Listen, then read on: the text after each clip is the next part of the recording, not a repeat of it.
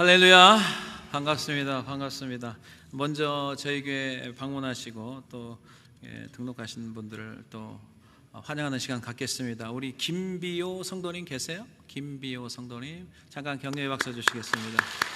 감사합니다. 그리고 우리 여지용, 윤정원 성도님, 또 하유리, 하진이 어디 있습니까? 격려의 박수 드리겠습니다. 반갑습니다. 그 다음에 저희가 알래스카에서 이사 오신 분 계시는 것 같아요. 김준아, 오유미 집사님 어디 계세요? 격려의 박수 한번 주겠습니다. 저 알래스카에서 우리 그 목회 삼형제가 있어요. 삼형제인데 저희 옆 동네에서 목회하시는 우리 이 목사님의 교인이에요. 그래서 애틀랜타로 이사 와가지고 저희 교회에 이제 등록하게 됐습니다. 아무튼 참 하나님의 역사는 놀라워요. 하여튼 세계는 넓은 것 같지만 짧고 이렇게 좁고 정말 또 이곳에서 같이 믿음에 동역할 수 있는 게 얼마나 기쁜 일인지.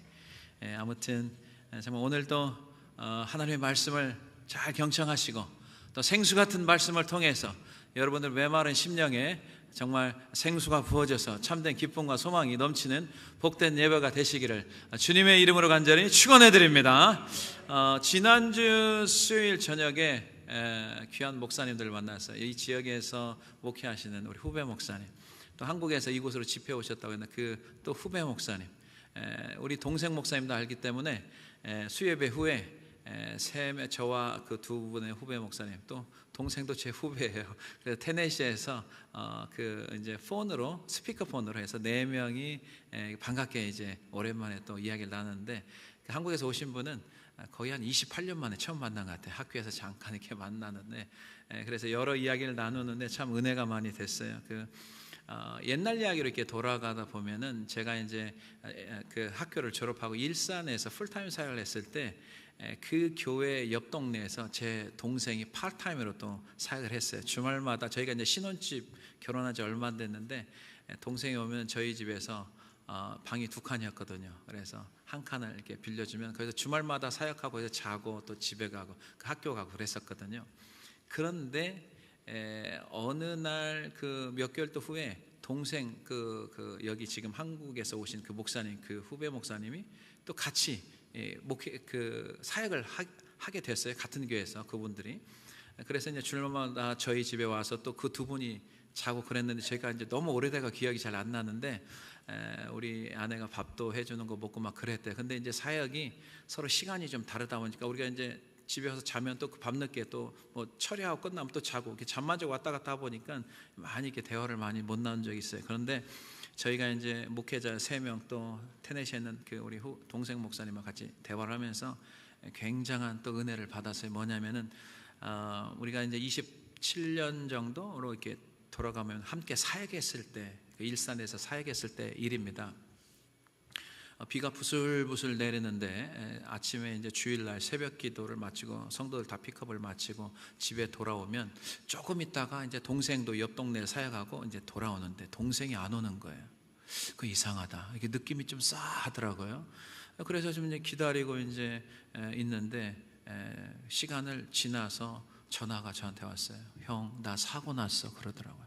목소리에 힘이 하나도 없는 거예요. 그게 어디냐고 보니까 제가 사역한 곳에서 굉장히 가까운 이렇게 내리막길에서 평지로 가는 그 찰나의 시점에서 이제 사고가 난 거예요. 가보니까 동생이 막 비를 맞고 이렇게 웅크리고 있는 거예요. 근데 차를 보니까 차가 굉장히 처참해요. 완전히 다 크래시 돼가지고 도저히 사람이 살아날 수 없는 그 정도로 폐차할 정도의 차가 돼버렸어요.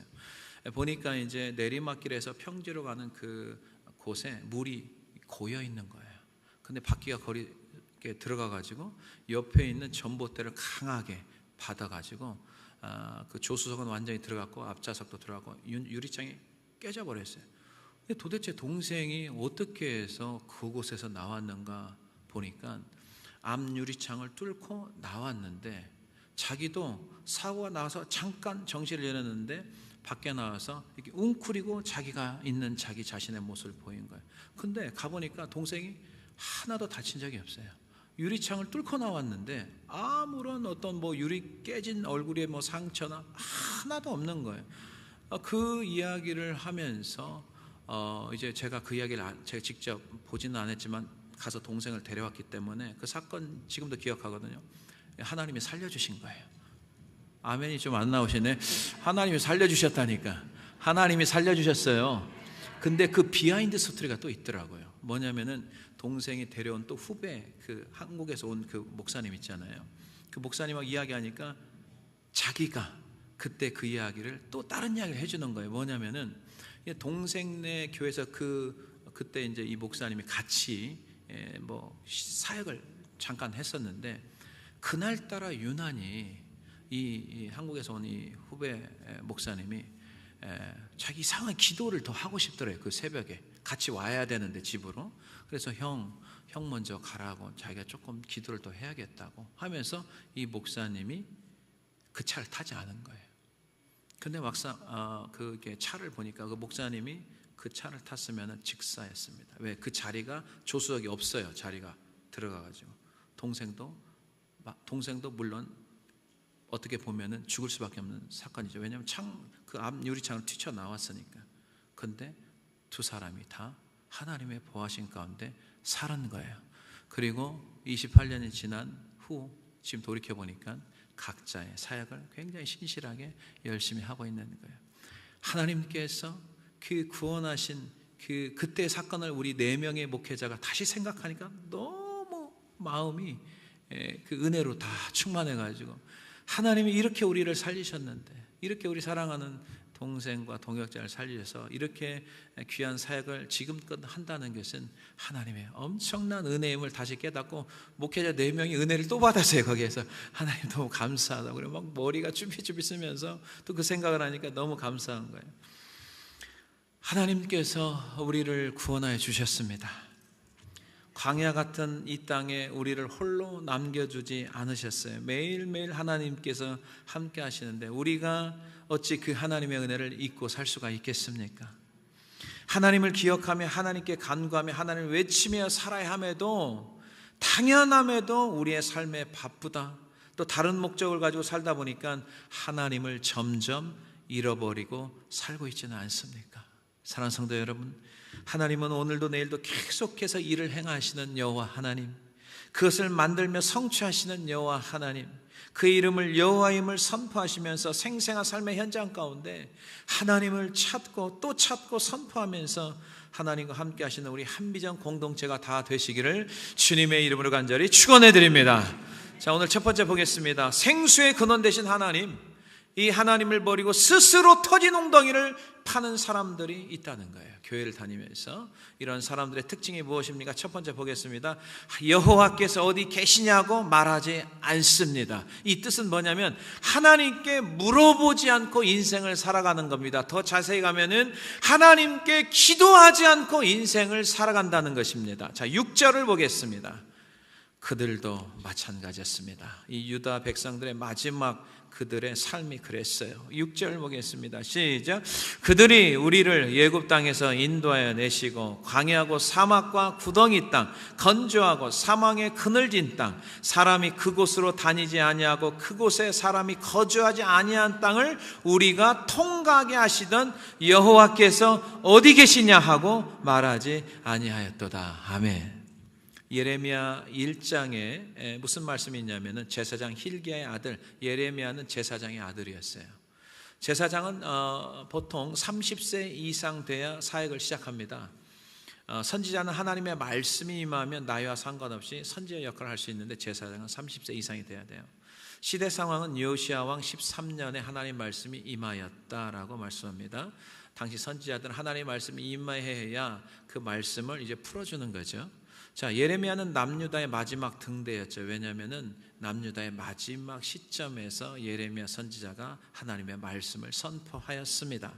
하나님은 남유다가 멸망하기 직전까지 계속해서 선지자를 보냅니다. 그리고 하나님의 말씀을 전해 주었는데 계속해서 선지자를 보내도 이스라엘 백성들, 유다 백성들이 하나님의 말씀을 듣지 않고 거짓 선지자의 말을 굉장히 좋아했어요. 꿈과 환상, 무조건 잘 된다, 좋다는 그런 거짓 선지자의 말에 다 거기에 빠져 있었습니다. 그래도 하나님께서 포기하지 않고 선지자를 계속 보낸 이유는 무엇이냐? 하나님의 백성들이 돌아오기만을 간절히 바랬던 게 하나님의 마음이었습니다. 야곱 족속과 이스라엘 모든 족속들이 하나님을 멀리하고 헛된 것을 따르고 헛되이 행하였다고 5절에 말씀하고 있습니다. 하나님을 멀리하기 시작하면 나에게 나타난 현상이 뭔지 아십니까? 내 입에서 하나님이라는 호칭과 단어가 나오지 않고 사라져 버립니다. 우리가 은혜 받았을 때 어떻게 고백했죠? 하나님께 감사하다 고백합니다. 우리가 힘들고 어려워도 나에게 은혜가 있으면 하나님, 그래도 하나님 앞에 더 가까이 나가면서 믿음으로 살겠습니다라고 고백하며 살았는데, 언제부터인가 내 입술에서 하나님이라는 호칭과 단어가 나오지 않습니다.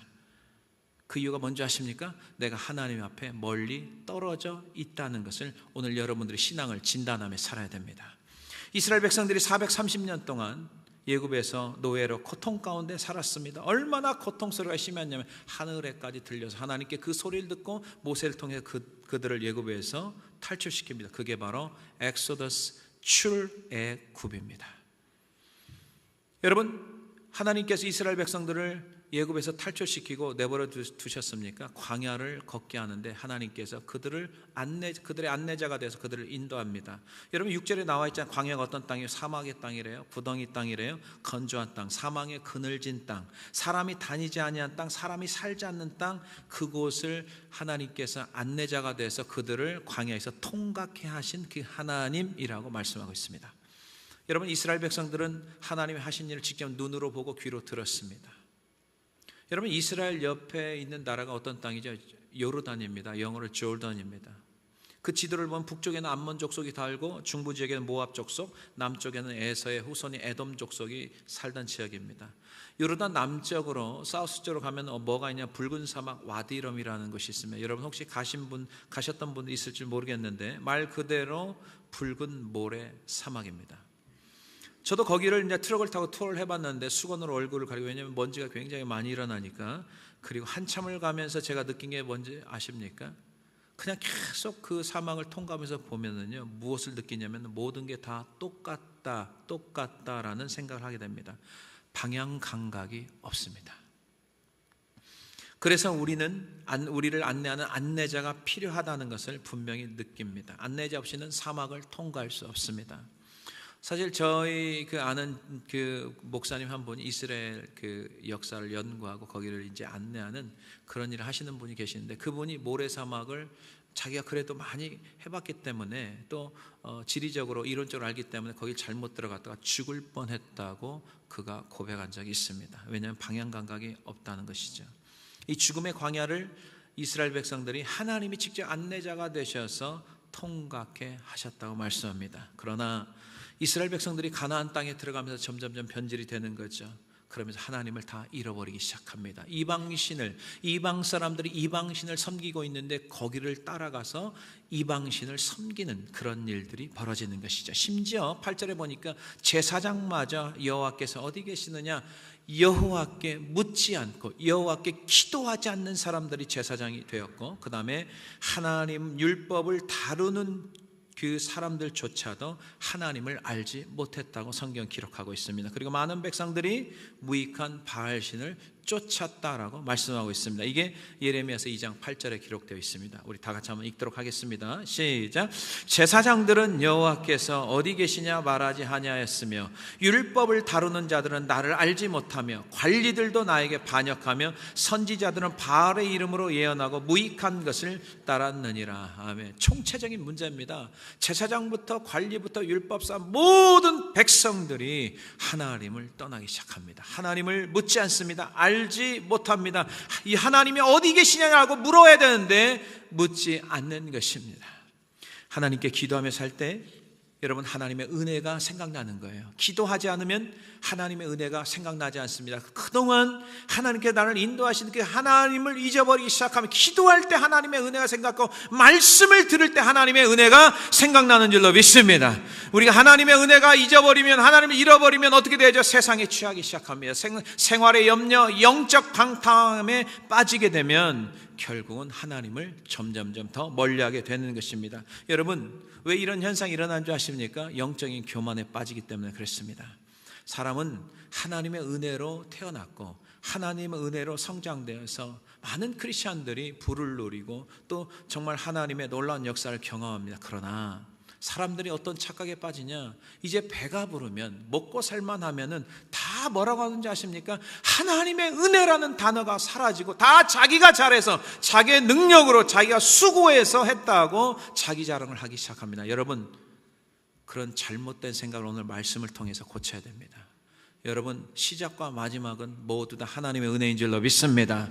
하나님의 은혜를 잊어버려서는 안 되는 것입니다. 여러분, 이미 광야 땅을 통과할 때 하나님께서 이스라엘 백성들을 염려했습니다. 너희들이 가나안 땅에 가서 이제 농사짓고 하나님의 은혜로 살게 되면은 배가 부르게 되고 부유하게 되고 가축들이 많아지게 되면 너희들이 교만하게 된다 하면서 다 너희들이 한 것처럼 말하는데 너희들 조심하라고 이미 경고의 말씀을 주셨습니다. 이 말씀 우리가 경고의 말씀으로 들어야 될 줄로 믿습니다. 여러분, 신명기 8장 12절, 13절, 14절을 보겠습니다. 교만하면 하나님을 잊어버립니다. 시작. 내가 먹어서 배부르고 아름다운 집을 짓고 거주하게 되며 또 내 소와 양이 번성하며 내 은금이 증식되며 내 소유가 다 풍부하게 될 때 14절 시작. 내 마음이 교만하여 내 하나님 여호와를 잊어버릴까 염려하노라. 여호와는 너를 애굽 땅 종 되었던 집에서 이끌어 내시고. 아멘. 여러분, 내 능력과 내 힘으로 재물을 얻은 게 아니에요. 성경은 이렇게 말씀했어요. 나에게 재물을 얻을 수 있는 능력을 하나님이 주셔서 재물을 얻을 수 있고 돈을 벌 수 있다라고 말씀하고 있습니다. 이 말씀을 여러분 오늘 믿어야 될 줄로 믿습니다. 자, 18절을 정확히 보시기 바랍니다. 여러분, 이민생활하면서 수많은 달러를 벌면서 집도 사고 차도 사가죠. 여러분, 능력이 아니에요. 여러분, 그것을 재물을 얻을 수 있는 능력을 하나님이 주셨기 때문에 집도 사고 차도 사고 할 수 있는 거고 자녀들을 학교를 보낼 수 있는 겁니다. 성경 그렇게 나와 있어요. 자, 18절 보겠습니다. 시작. 내 하나님 여호와를 기억하라. 그가 내게 재물 얻을 능력을 주셨음이라. 이같이 하시면 내 조상들에게 맹세하신 언약을 오늘과 같이 이루려 하심이니라. 아멘.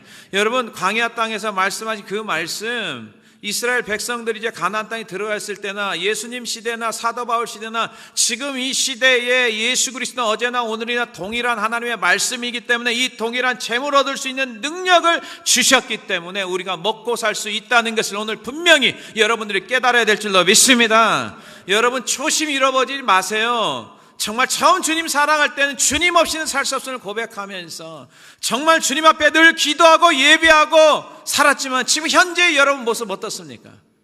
여러분, 신앙생활 하다 보면 다 먹고 살만하게 하나님께서 은혜를 주십니다. 그러나 여러분, 우리가 먹고 살만한 그때와 처음 어려웠을 때 그때 여러분 신앙의 모습은 어떻습니까? 과연 똑같습니까? 그렇지 않는 경우가 많습니다. 어느 순간부터 하나님 앞에 예배드리지 않아요. 어느 순간부터 하나님 앞에 기도하지 않아요. 어느 순간부터 말씀을 읽지 않고 세상에 푹 빠져서 세상이 인도하는 대로 살아가는 때가 얼마나 많습니까? 여러분, 조심하셔야 돼요. 초심을 잃어버리는 그 순간에 욕망이 불같이 일어납니다. 그러면서 하나님과 전혀 상관없는 인생을 살아갑니다. 여러분, 지금 구약 성경에 나와 있는 하나님의 말씀을 누구한테 준 줄 아십니까? 교회 다니는 이스라엘 백성들에게 말씀하는 거예요. 여러분, 불신자에게 지금 말씀하는 내용이 아니에요. 지금 교회 다니고 있는 우리한테 하시는 말씀이에요. 그것을 여러분들이 깨달아야 돼요. 교회 다니면서 하나님을 향한 비전이라고 말을 하면서 자기의 욕망과 야망을 혹시나 채우려고 하진 않습니까? 하나님을 이용해서 자기의 욕망을 채우려고 하지 않습니까? 며칠 전에 어느 권사님과 식사를 하게 됐어요. 권사님 언제 미국 오셨어요? 1970년대 왔대요. 엄청나게 오래전에 오신 거예요. 그때는 교회가 없었죠. 그리고 1979년도에 그 동네에 교회가 생겨서 교회를 다니기 시작했다는 거죠. 그분은 항상 고백해요. 목사님, 저는 그때부터 하나님의 말씀이 너무 좋아서 순종하며 살았습니다. 지금도 순종이 저절로 된대요. 억지로 하는 게 아니라 이게 몸에 배서 그냥 순종하다 살다 보니까 그냥 말씀에 그냥 순종하며 산다는 거야. 하면서 뭐라고 말씀하시냐면, 목사님, 저희 미국에 처음 올 때 겨우 $35 갖고 왔대. 우리 어르신들 그러잖아요. 100달러. 지금까지 유학 와가지고 수만 달러 갖고 오는 게 아니잖아요. 그냥 100불, 500불, 200불, 30불. 그 어려웠던 시절 늘 잊지 않고 지금 신앙생활하면서 그 어려웠던 시절 잊지 않는다는 거예요. 그러면서 하나님의 말씀에 순종하고 산다는 거예요. 여러분 초창기 때 오시는 분들 돈이 얼마나 많아서 왔습니까? 거의 다 빈손으로 왔잖아요. 그럼 지금 여러분들의 지금은 어때요? 지금 빈손이에요? 빈손 아니잖아요. 갖출 거 다 갖추고 살잖아요. 누가 해주셨다고요? 대답이 없으신 분 수상하다. 아직도 자기가 한 줄 알죠? 누가 주셨다고요? 제발 기억하세요. 이게 빨리 입이 나와야 되는데 안 나오니까 왜 그런 줄 아세요? 멀리가 있기 때문에 그래요. 교회 다니면서 하나님 멀리 있는 사람 굉장히 많습니다. 자기는 신앙생활 한다고 하지만 그렇지 않아요. 멀리 갔어요. 너무 멀리 가잖아요. 돌아오기도 힘들어요. 왜 하나님이 바로 나오지 않습니까? 하나님이 해주셨잖아요. 그럼 하나님이 해주셨다고 해야죠. 우리가요. 성경에 말씀 나오잖아요. 그 권사님이 고백하는 것처럼 초심 잃지 않고 살아갑니다. 저도 그거예요. 여러분, 저도 어려울 때 하나님이 구원해 주시고 콜링해 주신 그 사건들, 가장 죽을 삶에서 건져주신 그 은혜, 개척할 때 그 마음, 한 영혼이 얼마나 소중한지 여러분 그거 잃어버리면요 목회를 그만둬야 돼요. 무슨 목회가 비즈니스입니까? 그렇지 않잖아요. 개척보다 훨씬 나아졌죠. 그럼 나아지면은 그 초심을 잃으면 되겠어요? 그 한 영혼의 소중한 복음 전도하지 않으면 어떻게 되겠어요? 인생이요. 그건 저는 목회라고 보지 않아요. 하나님을 경외하며 사는 자에게는 지금도 하나님께서 성경에 보니까 쌓아두신 은혜가 있대요. 하나님의 신뢰하고 의지하는 자에게 하나님께서 큰 은혜를 받고 살게 한다고 성경 그렇게 기록하고 있습니다. 여러분, 내 형편과 사정과 상관없이 위대하신 하나님을 날마다 고백하며 사시기를 주님의 이름으로 간절히 축원해 드립니다. 여러분 시편 31편 19절 보세요. 다 같이 한번 읽습니다. 시작. 주를 두려워하는 자를 위하여 쌓아두신 은혜, 곧 주께 피하는 자를 위하여 인생 앞에 베푸신 은혜가 어찌 그리 큰지요. 쌓아두신 은혜. 오늘도 하나님의 은혜로 이 자리에 나온 줄로 믿습니다.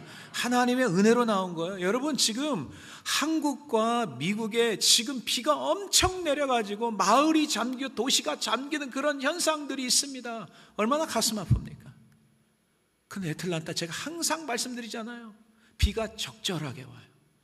얼마나 몰아치지 않아요. 어제 제가 그 토요일날 이제 일정 마치고 저녁 먹으러 집에 가려고 하는데 얼마나 그때 더웠어요. 그런데요 비가 억수같이 오더라고요.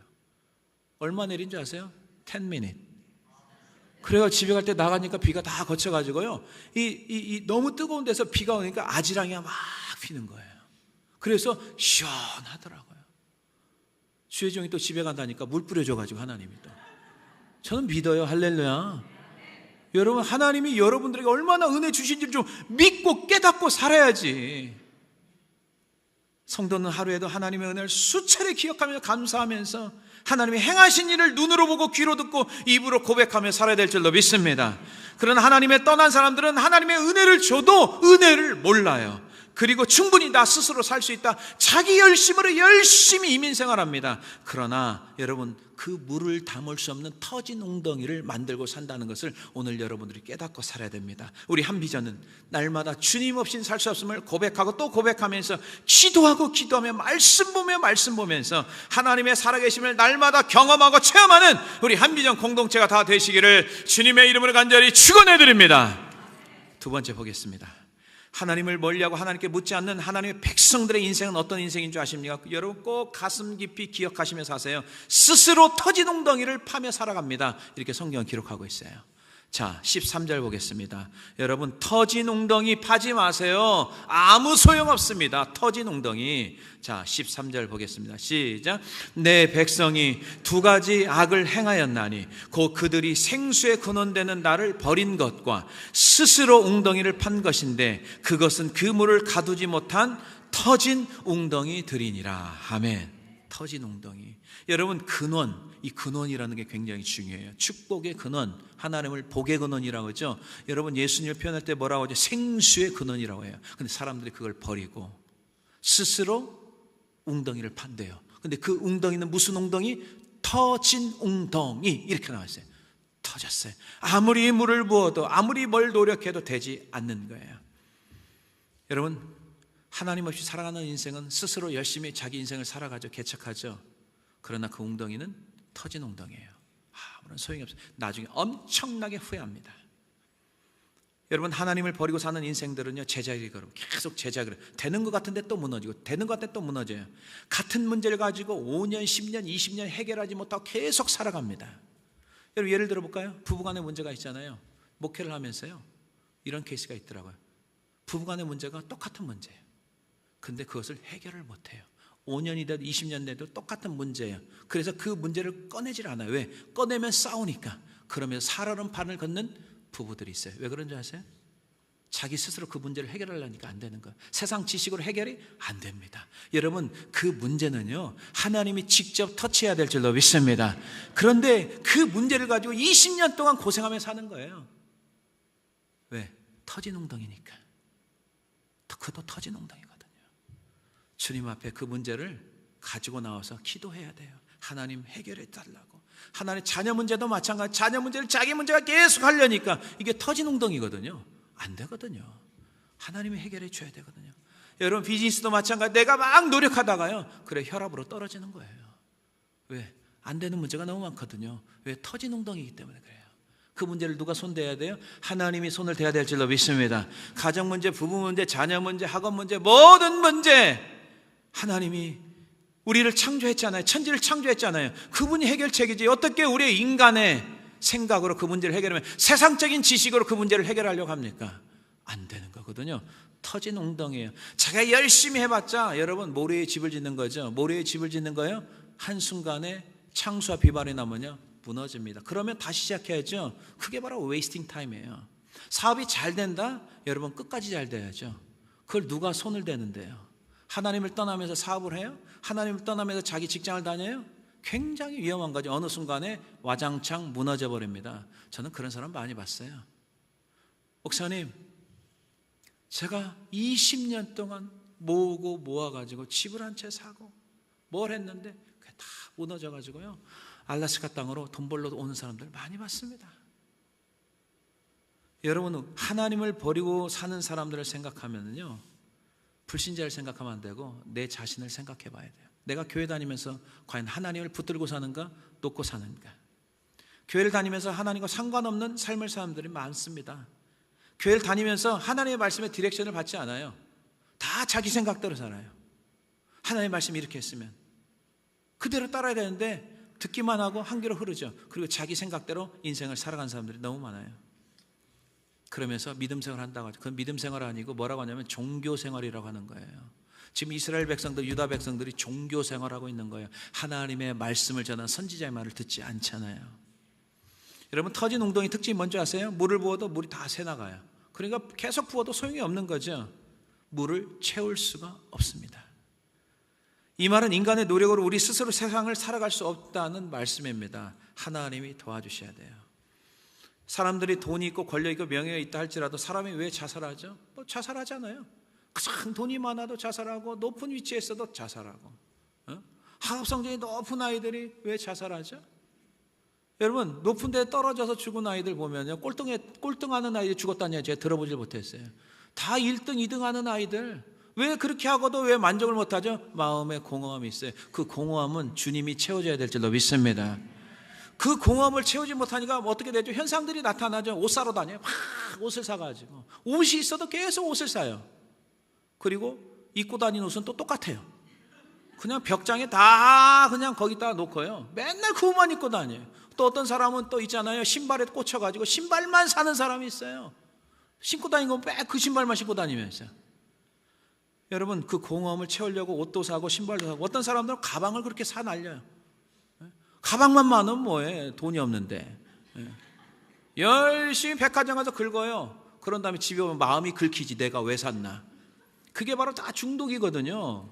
여러분, 공허함을 채우려고 터진 웅덩이 하다 보니까 다 중독 걸리는, 그게 바로 솔로몬 중독이에요. 조심하셔야 돼요. 쇼핑 중독이에요. 그냥 쇼핑 어제 했으면 안 해도 되는데 또 가야 돼, 오늘. 그냥 습관적으로 또 가요. 코스코도 갔다가 H마트 갔다가, 안 가면 이상해. 그걸로 자꾸 가야 돼. 참 이게 병이거든요. 왜? 하나님을 떠나면 그런 현상들이 일어나는 거죠. 어떤 사람은 외로움을 견디지 못해 이 사람 저 사람 만나면 계속 분쟁, 안 만나면 불안해. 계속 만나고 다녀. 외로움 좀 달래보려고. 그러다가 이 사람 저 사람의 상처받고 더 이상 또 이상한 길로 빠지는 사람들도 있어요. 스스로 터진 웅덩이를 채우고자 별의별 방법을 다 동원하지만 여러분 새 나갑니다. 채워지지 않습니다. 다시 제자리에 돌아갑니다. 그러다 보니까 더 센 자극을 받는 것을 원하는 거예요. 그게 바로 중독이거든요. 그래서 마약하고 술 중독되고 도박하고 그러는 거 아니겠어요? 쇼핑 중독하고요. 하나님 떠나면 다 그렇게 살 수밖에 없는 거예요. 스스로 자꾸 터진 웅덩이를 만들어 사는 거죠. 그러나 사람은 스스로 살 수도 없고 스스로 삶을 해결할 수 없습니다. 하나님이 우리를 만들 때 그렇게 만들어 놨어요. 나는 목자 너희들은 양이라고 했어요. 양이 스스로 살 수 있어요? 양이 뭐 싸움에서 이길 대상 짐승이 있습니까? 양은 잡혀 먹어요. 목자의 음성을 듣고 목자를 따라갈 때 쉴만한 물가로 인도받는 줄로 믿습니다. 하나님을 버리고 사는 인생은 항상 밑빠진 독이에요. 물을 담는 것 같지만은 다 제자리 걸음 하다가 인생을 다 소모하게 되는 거죠. 여러분 세월을 아껴야 됩니다. 날이 그냥 있는 게 아니에요. 오늘 또 지나가.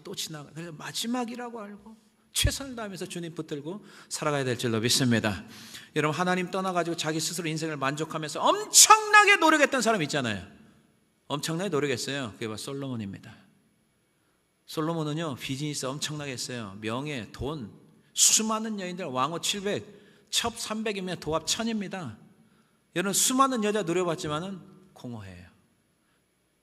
그가 고백한 게 뭔지 아십니까? 솔로몬이요? 헛되고도다예요. 결론이 그거예요. 하나님을 처음엔 정말 1000번제를 드리면서 하나님 앞에 예배 드리면서 솔로몬아 내가 너에게 무엇을 줄고 저는 출입을 못한 아이입니다. 주님 백성들을 잘 재판할 수 있는 지혜를 달라고. 순수할 때는 그렇게 나왔는데 이제 이방 여인들과 결혼하지 말라고 분명히 말했으면 이방 여인을 결혼해가 이방 여인이 가져온 우상 숭배를 하기 시작하잖아요. 하나님께 2번 나타나 경고했지만 듣지 않습니다. 너무 많이 멀어지면요 돌아오지도 못하는 거예요. 그래서 비즈니스하고 예구받고 비즈니스하고 주변 나라 말 팔아가지고 돈 벌고 명예하고 수많은 1000명의 여인들 데리고 살아봤지만은 헛되도다가 결론입니다. 여러분 성경에는 롤 모델들 있잖아요. 안 좋은 롤 모델, 좋은 롤 모델 있잖아요. 굳이 우리가 그거 경험 안 해도 성경을 통해서 빨리 캐치업하고요 우리가 주님 말씀으로 돌아가야 될 줄로 믿습니다. 여러분 전도서 1장 2절 보세요. 이렇게 고백하는 거예요. 헛된 인생 여러분 가지 마세요. 선택 잘해야 됩니다. 자 시작. 전도자가 이르되 헛되고 헛되며 헛되고 헛되니 모든 것이 헛되도다. 여러분 이제 주님 앞에 서야 될 시점이 옵니다. 나중에 후회하지 마세요. 이런 고백하면요 인생 잘못 산 거예요. 자 그러면 솔로몬 중독이잖아요. 하나님을 떠나면 막 중독이잖아요. 그럼 어떻게 했느냐? 전도서 2장 3절 보세요. 별의별 거 다 해봤어요. 솔로몬은요 그거 따라가지 마세요. 자 3절 시작. 내가 내 마음으로 깊이 생각하기를 내가 어떻게 하여야 내 마음을 지혜로 다스리면서 술로 내 육신을 즐겁게 할까? 또 내가 어떻게 하여야 천하의 인생들이 그들의 인생을 살아가는 동안 어떤 것이 선한 일인지를 알아볼 때까지 내 어리석음을 꼭 붙잡아 둘까 하여. 자 4절 시작. 나의 사업을 크게 하였노라. 내가 나를 위하여 집들을 짓고 포도원을 일구며. 8절 시작. 은금과 왕들이 소유한 보배와 여러 지방의 보배를 나를 위하여 쌓고 또 노래하는 남녀들과 인생들이 기뻐하는 처첩들을 많이 두었노라. 아멘. 다 비즈니스도 해보고 육신을 즐겁게 해서 별의별 다 첫첩들도 많이 두었어요. 1000명을 둬도 이게 채워지지가 않아요. 여러분 예수 그리스도를 믿고 예수님만으로 충만한 인생이 되면요 자기 사랑하는 아내 한 명으로도 충분할 줄로 믿습니다. 왜 남자분들이 대답을 안 하시네? 깜짝 놀랐다. 남자들이 대답해야 되는 거 아니야? 와이프만으로 충분하지 않아요? 타이밍이 잘못 맞았어요 지금. 여러분 예수님을 진짜 믿으면요 자기 와이프가 가장 소중하고요 예수님을 진짜 믿으면 자기 남편이 가장 소중하고 우리 아이들이 가장 소중한 거예요. 여러분 왜 바람을 피고 딴짓을 하는 줄 아세요? 그 안에 공허함 때문에 그래요. 그걸로 다른 여자로 채우려고 하고, 술을 먹고 그걸로 채우려고 하고, 도박을 하고, 그 물질로 뭘 쇼핑을 해서 채우려고 하지만 채워지지 않습니다. 왜 그런지 아세요? 그거는 생수가 아니고 소금물이기 때문에 그래요. 믿습니까? 여러분, 반면에 다메섹에서 예수 그리스도를 만난 사도 바울 보세요. 사도 바울의 예수님 만나기 전에 특징이 뭐냐면 자기 스펙으로 살았어요. 스펙. 나는 베냐민 지파야. 나는 바리새인 중에 바리새인이야. 나는 당대 최고의, 그 당시 하버드 가말리엘 문화생이라고 그 스펙으로 우쭐하고 살았습니다. 그러나 다메섹에서 예수님을 만난 그가 뭐라고 한지 아십니까? 예수를 아는 지식을 내가 얻고 난 후에 내가 가지고 있는 모든 것을 잃어버리고 배설물로 여겼다고 말씀하고 있는 거예요. 여러분, 세상에 그 어떤 것보다 하나님 말씀보다 소중한 건 없습니다. 세상에 어떤 금과 은과 수천억 달러가 있을지라도 하나님의 말씀보다 귀한 것은 없는 줄로 믿습니다. 그 말씀이 생명이기 때문에 그래요. 생명이기 때문에, 생수기 때문에 그래요. 그 생수를 마셔야 어떤 것도 목마르지 아니하는 것입니다. 그러나 예수 생수를 마시지 않으면 세상에 어떤 것을 먹고 마실지라도, 어떤 큰 집, 가장 좋은 차를 타고 다녀도요, 항상 목마를 뿐이라는 것을 여러분들이 알아야 될 줄로 믿습니다. 사도 바울은 생수의 근원 예수님을 붙들었기 때문에 그 예수님 한 분만으로 충분한 인생이 되었고, 솔로몬은 하나님을 버리고 세상의 모든 것을 취하였지만은 그 터진 웅덩이를 만들었기 때문에, 팠기 때문에 그의 고백은 헛되도다라는 결론을 맺는 것입니다.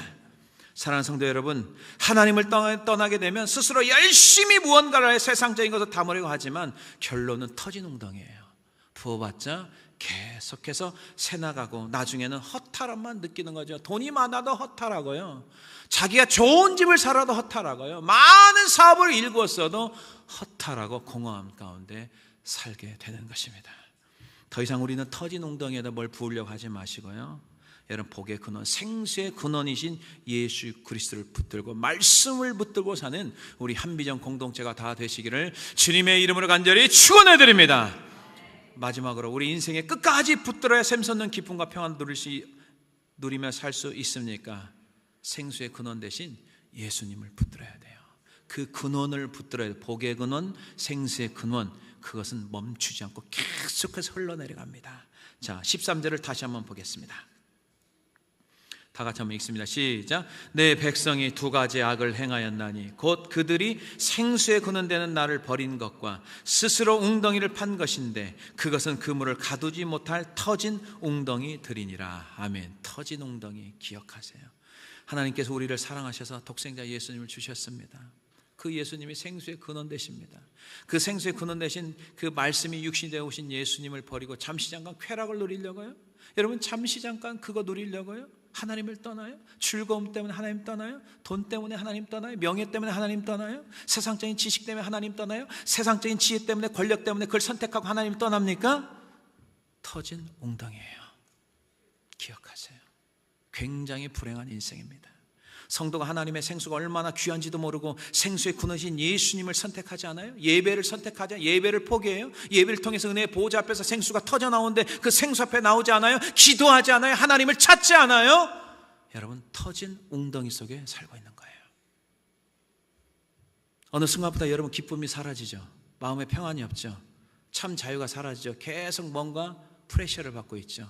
왜? 터진 웅덩이를 파고 있기 때문에 그래요. 우리 스스로 할 수 있는 건 하나도 없어요. 하나님의 섭리와 주권 아래 그분의 움직임 가운데 우리가 들어가야 될 줄로 믿습니다. 사람들이 세상에서 살아가는 것이 얼마나 바쁘고 열심히 살아가는지 모릅니다. 가면 갈수록 사람들의 입에서 하는 말이 뭔지 아십니까? 바쁘다, 힘들다, 피곤하다. 왜 그렇습니까? 생수가 부어지지 않으니까 더 힘든 거예요. 영혼이 목말라 있어요. 여러분, 사람이 떡으로만 살 것이 하나님 입으로 나온 말씀으로 살라고 했죠. 모든 말씀을 살라고 했어요. 우리의 영혼은 갈급해 있어요. 육체적으로는 편리한 침대나 좋은 차, 좋은 집에 살면 이 육체는 편하겠지만 영은 죽어가고 있습니다. 점점점 죽어가고 있습니다.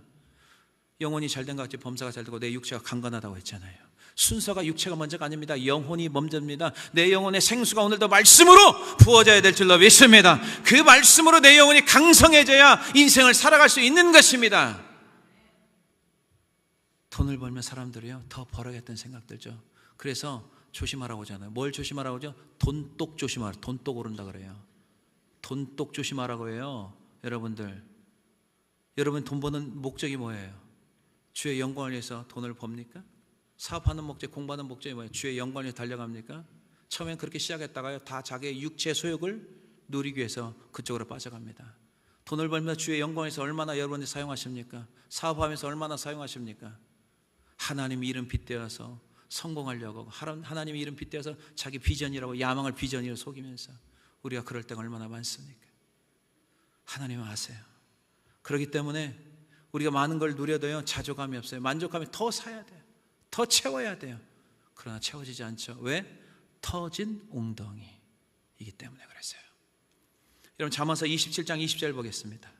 죽음과 멸망이 만족함을 모르듯이 사람의 눈도 만족할 줄 모른다. 사람의 욕심은 한도 끝도 없습니다. 언제 욕심이 끊어진 줄 아세요? 성령으로 충만해질 때, 생수로 채워질 때 세상에 욕심을 부리지 않는 것입니다. 그걸 여러분 아셔야 돼요. 내 안에 생수가 있지 않으면, 성령으로 충만하지 않으면 다른 것을 계속 채우려고 하죠. 그러나 채워지지 않습니다. 안 돼요. 11절에 말씀했더니 나의 백성 그의 영광을 무익한 것과 바꾸는 어리석은 행동을 했다고 합니다. 이상한 것은요, 다른 이방 사람들은 자기들의 믿는 신을 포기를 하지 않잖아요. 바알신을 믿는 사람들은 바알신만 믿잖아요. 근데 하나님을 믿는 하나님의 택한 백성들은 하나님을 제치고 바알신과 아세라신을 섬기는 거죠. 돈과 재물의 신, 다산의 신을 섬기는 거죠. 왜 그렇습니까? 변질돼서 그런 것입니다. 우리가 왜 예수님을 믿으면 참된 만족과 참 평안, 참 기쁨이 있어요? 예수님을 불신자들이 만나면 너무 마음이 평안하다고 그러잖아요. 너무 기쁘다고 하잖아요. 왜? 주님만이 줄 수 있기 때문에 그렇습니다. 세상이 줄 수 없는 평안. 여러분, 세상은 평안을 줄 수 없어요. 편리함은 줄 수 있죠. 그죠? 편한 것은 있어요. 그러나 평안은 세상에서 나오는 게 아니고 오직 예수 그리스도를 믿는 믿음 안에서 평안이 임하는 줄로 믿습니다. 여러분, 예수님이 뭐라고, 내가 곧 길이요 진리요 뭐라고 했어요? 생명, 생명. 나는 부활이요 생명, 생명. 나는 생명의 떡. 하늘에서 내려온 생명의 떡이라고 했어요. 생명이 중요한 것입니다. 여러분, 시편 1편을 보십시오. 여러분, 시편 150편에 되어 있습니다. 가장 첫 번째 나오는 그 시편 1편이 복 있는 사람은, 그 다음에 사람 세 부류의 사람 조심하라고 하죠. 그 다음에 그 두 번째 나오는 구절에 뭡니까? 율법을 즐거워하고 주야로 말씀을 묵상하는 자로다, 이렇게 나와 있어요. 그 다음에 무슨 말씀이 나오죠? 형통에 대해서 나오죠. 자, 시편 1편 3절 보겠습니다. 말씀이 생명입니다. 생명을 잃어버리면 다 잃어버리는 것 똑같아요. 자, 3절 보겠습니다. 시작. 그는 시냇가에 심은 나무가 철을 따라 열매를 맺으며 그 잎사귀가 마르지 아니한 같으니 그가 하는 모든 일이 다 형통하리로다. 아멘. 사람이요, 예수를 믿으면 생기가 있죠. 생수를 먹는 사람들은 생기가 아무리 힘들어도 it's okay. 주님의 은혜 때문에 살기 때문에. 그런 어느 순간부터 생기가 사라지는 사람들이 있습니다. 먹고 살만한데도 이상하게 얼굴에 생기가 없고, 얼굴에 어떤 상을 하고 다니십니까? 우거지상. 얼굴이 밝지 않아요. 왜 이렇게 인상을 쓰는지 몰라. 왜 이렇게 얼굴이 어두운지 몰라. 얼굴이 기쁜 얼굴이 없어요. 왜? 가질 건 다 가졌는데. 왜? 생수가 부어지지 않으니까 그 안에 영혼에 생기가 없는 거. 항상 우울하고 걱정하는 얼굴. 가슴 아프죠. 왜? 하나님을 떠나 있으니까. 여러분, 불신자들 생각하면 안 된다고 했어요. 교회 다니는 사람들 이야기예요. 지금 교회 다니는 사람, 교회를 다니면서 하나님을 떠나고 교회를 다니면서 하나님을 믿는 척하는 사람들은 다 얼굴에서 나타납니다. 생기가 없어요. 반면에 그 다음 장면을 읽어보면요, 악인들의 인생이 나오잖아요. 바람에 나는 겨와 같다는 사람이 항상 요동하는 거예요. 왜 요동하겠어요? 하나님의 말씀을 믿으면 요동하지 않거든요. 맨날 세상 뉴스만 보니까 뭐 예를 들어 음식이 좋다 하면은 이것밖에 추라이하고, 근데 어느 날 보니까 또 이쪽이 좋대요. 그럼 또 이거 먹고 저거 먹고 좌로나 우로나 계속 세상적인 뉴스만 듣고 사니까. 여러분, 세상적인 뉴스 들을 시간이 있으면요, 말씀을 읽고 그 생수를 먹고 마시기를 주님의 이름으로 간절히 축원해 드립니다. 믿습니까? 우리가 얼마나 뉴스에 빠져 있는 줄 아세요? 그거는 조금만 보면 돼요. 그게 묵상하지 마세요. 이쪽 봤다가 저쪽 봤다가 계속해서 말씀은 놓치고요. 그 시간에 예배 드리세요. 하나님 앞에 나와서 이 은혜 보좌 앞에 나와서 하나님 앞에 예배 드리면서 여러분 은혜를 받아야 돼요. 하나님 주신 생수를 마셔야 돼요. 하나님 주신 말씀의 떡을 먹어야 우리가 세상을 이길 수 있는 힘과 믿음이 생기는 줄로 믿습니다. 그 인생이 진짜 인생인 거예요. 다 가지면 뭐예요? 주님을 못 가졌는데요. 주님 빠진 인생은요, 헛된 인생임을 우리가 깨달아야 되는 거죠. 사랑하는 성도 여러분, 지금 나는 생수의 근원인 주님을 붙들고 있는지, 아니면 계속해서 하나님을 멀리하고 스스로 터진 웅덩이를 계속 파고 있는지 여러분 정확하게 진단하시기 바랍니다. 오늘부터 하나님이 어디 계시냐 하나님에 묻지도 않고 말하지 않으면요, 여러분 고쳐야 돼요. 우리는 매 순간 하나님 앞에 물어야 돼요. 여쭈어야 돼요. 하나님 어떻게 해야 됩니까? 하나님 도와주십시오. 기도해야 되는 거죠. 생수 같은 그 하나님 말씀을 붙들어야 돼요. 그 생수를 먹고 마셔야 돼요. 주님 한 분만으로 충분하고 참 기쁨과 참 평화와 자족하며 감사하며 은혜가 넘쳐 흘러 넘치는 우리 한비전 공동체가 다 되시기를 주님의 이름으로 간절히 축원해 드립니다.